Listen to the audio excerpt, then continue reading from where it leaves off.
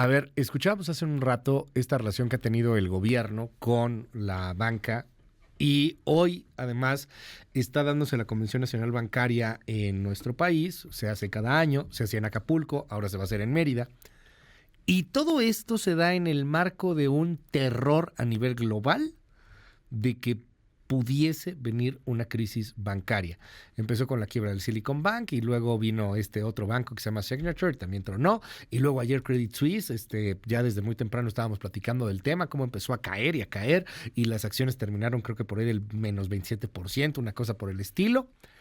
Pero bueno, todo eso, ¿qué representa? ¿Nosotros qué? ¿Cómo nos afecta? ¿Qué estamos viviendo? Y hoy es un gustazo tenerte, querido amigo Jorge Andrés Castañeda. Bienvenido, ¿cómo estás? Buenos días, Luis. Feliz de estar acá. Ahora en jueves. Ahora en jueves. Hoy tocó en jueves porque pues, así fue la agenda noticiosa acá. Así Es que nos va. está cañón. Oye, a ver, ¿cómo ves esto? ¿Qué Pues, está a ver, pasando con los bancos? Es muy complicado lo que está pasando en Estados Unidos y pudiera ser muy peligroso para la economía global. Ok. Un poco recapitulando. ¿Qué fue lo que pasó con Silicon Valley Bank? Ujú. El origen de todo esto es lo que hemos platicado aquí, el mundo de los intereses negativos, el dinero gratis durante una década y que todavía se dobló la apuesta en el COVID y había una cantidad de dinero para volverse loco, sobre todo en lugares como Silicon Valley. Este banco era utilizado por todas las empresas de tecnología que están en Silicon Valley, pero se llama el Silicon Valley Bank, era el que usan las empresas de Silicon Valley. Para pagar nómina, etcétera, y para recibir las inversiones. O sea, si tú te invertías uno de estos fondos famosísimos, Anderson Horowitz, Sequoia, recibías la lana ahí en Fresca. Silicon Valley Bank. Te decían, abre una cuenta aquí en Silicon Valley Bank y aquí te vamos a dar la lana, ¿no?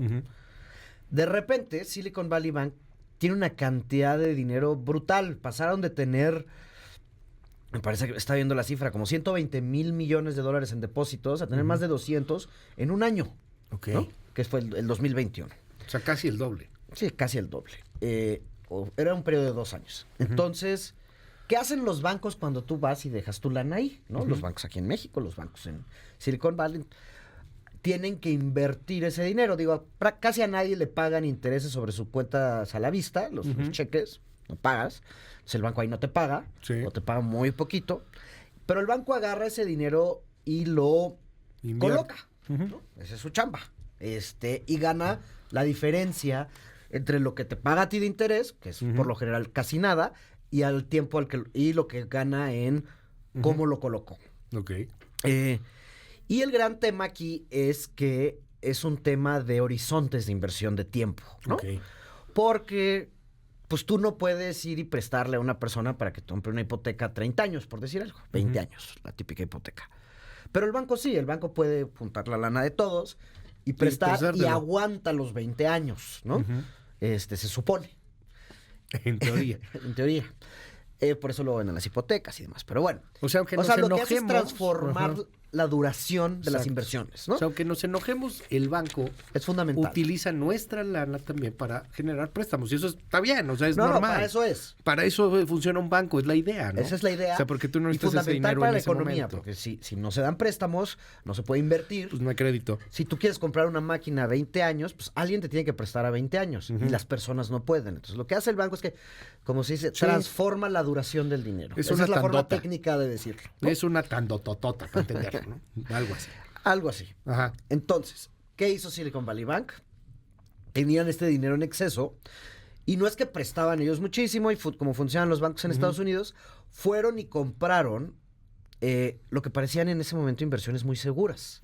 Compraron bonos del tesoro estadounidenses, es decir, CETES, pero del gobierno gringo, Sí. que se supone que es lo más seguro en el mundo. Ok. Es lo más seguro en el mundo. O sea, cuando haces todo tipo de cálculos en finanzas, siempre se habla del retorno libre de riesgo. Esos son bonos del tesoro de Estados Unidos. Ok. 0% de riesgo, en principio. Y muchas también paquetes de hipotecas, como las del 2008, pero buenas hipotecas. O sea, no han dejado de pagar, no van a dejar de pagar probablemente. Pero lo que pasa es que cuando la Fed empieza a subir las tasas de interés el año pasado, y mucho más este año, hay una regla en las finanzas, que ahorita te platico por qué es así, pero que dice que cuando suben las tasas de interés, el precio de los bonos cae. Ok. ¿No? ¿Y por qué? Tú piensas en la misma hipoteca que estábamos platicando. si tú sacaste una hipoteca a 6% el año pasado, hoy que las tasas están en 10, en CATS están como en 14, ¿no? Pero vamos a decir 10. Sí. Esa hipoteca vale menos para el banco si el banco se la quiere voltear y vender a otro banco. Porque paga 6 y hoy hay afuera productos que pagan 10. Ok. Entonces, hoy vale menos del valor nominal, digamos, del préstamo. Si te habían prestado 100 pesos, hoy yo puedo llegar y decirte, o sea, si un banco te paga 80. te paga 80, ¿no? Y ese banco probablemente le conviene o no. Entonces caen los valores así son los bonos, finalmente es un pagaré, ¿no? Entonces que se descuenta en el tiempo, pero como subieron las tasas, todo eso baja de valor. Ok. Entonces, toda esta complicación para contarte por qué pasó lo que pasó. El Silicon Valley Bank había comprado muchísimas de estas porque tenía un exceso de efectivo y en efecto tomaron decisiones, digamos, inocentes e ingenuas, dicen algunos, porque no es que hicieron tonterías con el dinero. No hicieron lo que llaman allá coberturas cubriendo el riesgo de subida de tasas de interés que todos sabíamos que iba a pasar. Okay. Eso pasa al mismo tiempo que el Silicon Valley Bank es un banco mediano, por lo cual no está regulado de la forma más estricta de Estados Unidos. Después de las leyes de la crisis del 2008, viene el Dodd-Frank Act, se llama, que una serie de reglas para los bancos para que no nos vuelva a pasar el too big to fail y todo eso. Y está funcionando muy bien esas reglas. Lo que pasa es que los bancos medianos hicieron mucho lobby para que ellos no los incluyeran en esa parte. Porque dicen, nosotros no somos sistémicos. Si yo me caigo, no tiro la economía del mundo, de Estados Unidos, ¿no? Ese es el argumento. Y luego Trump firmó una ley en 2018 que quitó muchas de las provisiones del Dodd-Frank Act y particularmente de los bancos medianos. Por lo cual no los estaban supervisando, no están haciendo los que se llaman stress tests, que es que modelan qué pasa si pasa esto, qué le pasa al banco, qué pasa si pasa esto, y tú tienes que poder responder a eso. En México... los dejaron muy libres. Los dejaron muy libres. Okay. Y bajo otras circunstancias, los hubieran regulado y dicho, oye, estás haciendo aquí una tontería, porque tal. Y se hubiera evitado esto. Y los bancos son hasta cierto punto bienes públicos, porque también los bancos no son totalmente privados porque tienen el permiso, en México y allá, de imprimir dinero. Ok. Por lo cual es una concesión del gobierno, por eso es una licencia bancaria. Ok. Cuando a ti te prestan para una hipoteca, no mueve el dinero de punto A a punto B. El banco tiene permiso de inventar dinero y luego de retirar dinero cuando se lo pagas. Es una cosa ahí medio complicada. Pero entonces los bancos sí tienen que ser muy regulados porque es una concesión. ¿No? Están imprimiendo dinero. Todo esto para decir, ¿qué pasa? Qué dato, eso no lo sabía yo. O sea, digo que te pueden inventar dinero de pronto. Sí, crean dinero y desaparecen dinero todos los días. Sí. La semana pasada empieza a sonar que el Silicon Valley Bank están cayendo los valores de sus bonos, como por lo que ya platicamos, caen, y entonces se crea un pánico, y el gran problema del Silicon Valley Bank es que todos son de Silicon Valley. Entonces son muy pocos clientes, digo, muy pocos, son decenas de miles, pero no estamos hablando de millones. Todos viven ahí juntos en Palo Alto, todos son de California. Todos están ahí en California, están en los mismos chats. Y el fondo de inversión de Founders First, de Peter Thiel, que era el socio de Elon Musk, le empieza a decir a sus empresas que está invertido que saquen su lana de ahí por si acaso. ¿No? Y eso crea un pánico. Todos en unos chats, digo, allá no usan WhatsApp, pero unos grupos, empiezan todos a volverse locos y todos se conocen. Y se crea lo que siempre se ha conocido como una corrida bancaria. No hay un banco en el mundo, si todos sus clientes van mañana y le dicen, dame mi lana, que aguante, porque la invirtieron a largo plazo. O sea, el pánico fue dame mi lana. Pero todo esto no antes sucedía cuando pasa en Argentina y lugares así. Sí, no en Silicon Valley. Va la gente y se para afuera del banco a hacer cola. Aquí con los apps pueden sacarlo y en lo que antes tardaba días, pasó en minutos. Si todo el mundo fue a sacar la lana, se creó este pánico porque todos se conocen entre ellos. O sea, no fue que lo lees en las noticias y todo, es que yo te dije, oye, bueno, yo voy a sacar mi lana de Silicon Valley porque yo no quiero ser el último que se quede con la papa caliente, ¿no?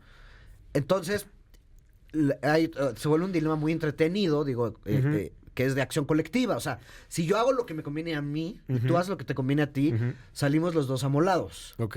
¿No? Pero si todos aguantamos, como el viejo también el dilema del prisionero de teoría de juegos, si todos aguantamos, no pasa nada, porque el banco era solvente. El banco, o sea, hicieron algunas tonterías como no cubrirse ante lo de tasas de interés, pero no hicieron tonterías de prestarle al primo y que no pagó. Sí, claro. ¿No? El banco era solvente. Entonces, ¿qué pasa? Hay otro tema muy importante aquí, que es los seguros sobre los depósitos. Ok. Que aquí en México tenemos el IPAB. Allá tienen una cosa que se llama el FDIC, que es básicamente todos los seguros, todos los depósitos en los bancos están asegurados por el gobierno federal hasta cierto punto. Allá son $250,000. En Silicon Valley Bank, la gran parte de los seguros no estaban asegurados porque eran muy grandes y eran de empresas, etcétera. Todo esto o sea, tu dinero y mi dinero en el banco está protegido en México por el IPAB. Y si tú tienes una cuenta en Estados Unidos de cheques, hasta $250,000 está protegida, ¿no? Si el banco truena, el gobierno te paga. Pero tenían más de $250,000. Esta empresa, ¿no? Sí, pero tienen más de $250,000. Tienen mucho más de $250,000. Veía el Roku y estos que tenían $500 millones y otros. Y las empresas y los individuos. Entonces, 90 y tanto % de los depósitos del Silicon Valley Bank no estaban asegurados. Ok. Lo cual crea más incentivos para la corrida bancaria. Ya. Entonces ya, vas a la corrida el jueves en la noche, jueves y viernes, y el domingo tiene que entrar la Fed a arreglar el problema, porque ahí sí ya estábamos ante un riesgo de contagio, ¿no? Porque se va pasando de un banco a otro. Dicen, oye, fíjate que, bueno, sí se contagió otro, que es estaba muy enfocado en cripto, el de Signature, en Nueva York. Okay. Pero también tenía muy pocos depósitos asegurados. Pero ahorita ya hay First Bank, por ejemplo, que ese sí es un banco. O sea, ese es un banco común y corriente, con sucursales, más que... luego está Citizens Bank, que es otro banco regional importante. Y muchos pequeños bancos así. Ok. Y luego llega el caso de Credit Suisse, que es en Europa, ¿no? Primero, o sea, la Fed hizo lo correcto. ¿Pero no tenía que ver una cosa con la otra o sí? Lo de Credit Suisse. Pues sí, porque es parte del mismo pánico. O sea, el domingo en la noche la Fed anuncia, vamos a respaldar todos los depósitos, no se preocupen, ¿no? Ya. Y, digamos, eso crea cierta calma en los mercados, ¿no? La gente dice, ok, ya, ahí muere. Sigue habiendo broncas, algunos bancos... tienen caídas en sus acciones, etcétera. A bancos grandotes les empieza a ir muy bien, porque entonces todo el mundo se empieza a llevar su lana a los bancos grandotes, a JP Morgan, sobre todo JP Morgan Chase, que es el más grande de Estados Unidos, Wells Fargo, Citibank, etcétera. Pero, pues queda mucha incertidumbre y no sabemos qué va a hacer la Fed. Porque entonces muchos le dicen, todos los que estaban criticando a la Fed por subir las tasas tanto, dicen, oye, ya viste que lo rompiste, ¿no? Párale a la subida de tasas, esto es lo que pasa. Y luego sale el dato de inflación que no salió tan bien. Es decir, tiene que seguir subiendo tasas la Fed. Y entonces están en este estira y afloje. ¿Y qué implicaciones tiene esto para nosotros? Creo que es lo más interesante. Estamos hasta ahí, luego Credit Suisse tiene un problema por capitalización, etcétera. Es un banco muy grande europeo y ya los rescata. O sea, les da la promesa el Banco Central Suizo después de que los saudis no los quieren... dicen que no van a poner más lana, finalmente. Sí, claro. ¿No? Ahora, ¿qué tiene que ver esto para México? Primero, el sistema bancario americano es fundamental para que funcione la economía global. Y si hay una recesión en Estados Unidos, en México hay una recesión más grande. Eso lo sabemos. El nearshoring que platicamos aquí, que platicabas hace rato con Pedro Tello, eso no hay si hay una crisis bancaria en Estados Unidos, ¿no? Una crisis financiera, o sea, todo eso se va a parar. Todas las inversiones en México, etcétera, pues, y el consumo allá, porque es para vender allá, va a haber broncas. Claro.